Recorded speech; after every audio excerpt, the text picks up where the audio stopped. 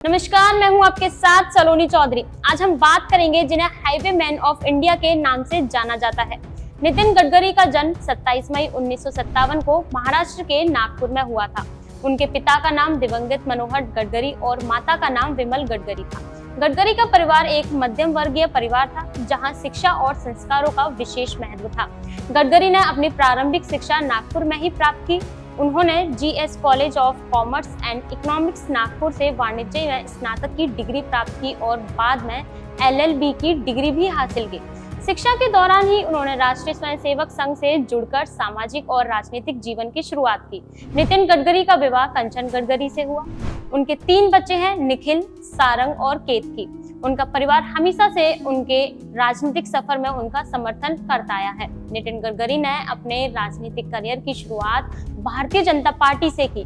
गडकरी ने 1980 के दशक में महाराष्ट्र में पार्टी के युवा संगठन के सदस्य में रूप में कार्य किया और अपने संगठनात्मक कौशल के कारण जल्दी ही प्रमुखता प्राप्त की। गडकरी ने भाजपा के विभिन्न पदों पर कार्य किया और पार्टी की मजबूती में महत्वपूर्ण योगदान दिया।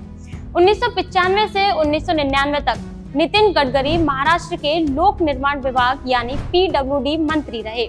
इस दौरान उन्होंने राज्य में सड़कों और बुनियादी ढांचे के विकास में महत्वपूर्ण योगदान दिया।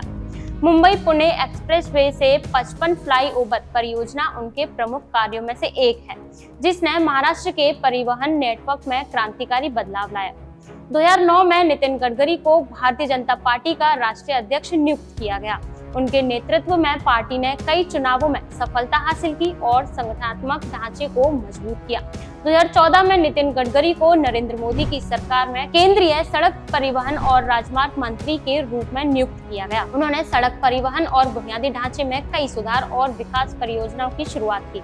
गडकरी ने न केवल राष्ट्रीय राजमार्गों के विस्तार पर ध्यान केंद्रित किया, बल्कि ग्रामीण और शहरी क्षेत्रों में सड़क नेटवर्क में भी सुधार किया। नितिन गडकरी के कार्यकाल में भारत के सड़क परिवहन और राजमार्ग क्षेत्र में बहुत विकास हुआ है।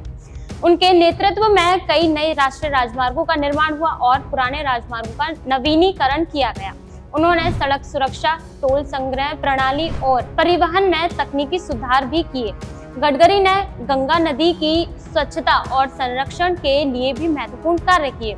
उन्होंने नमामि गंगे परियोजना के तहत गंगा नदी को प्रदूषण मुक्त बनाने के लिए कई योजनाओं को लागू किया।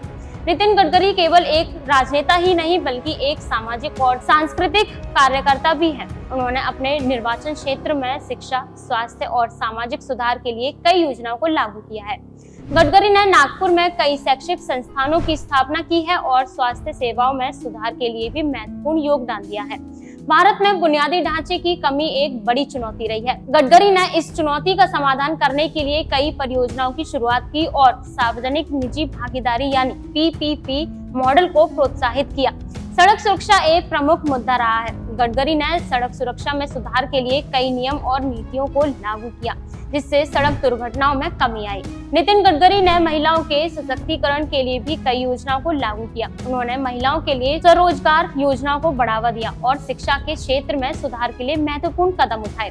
उनके प्रयासों से कई महिलाओं को स्वरोजगार के अवसर मिले और वे आर्थिक रूप से स्वतंत्र हो सकी। आज के लिए बस इतना ही। ऐसी ही तमाम बड़ी खबरों को जानने के लिए बने रहिए हमारे साथ वी युवा।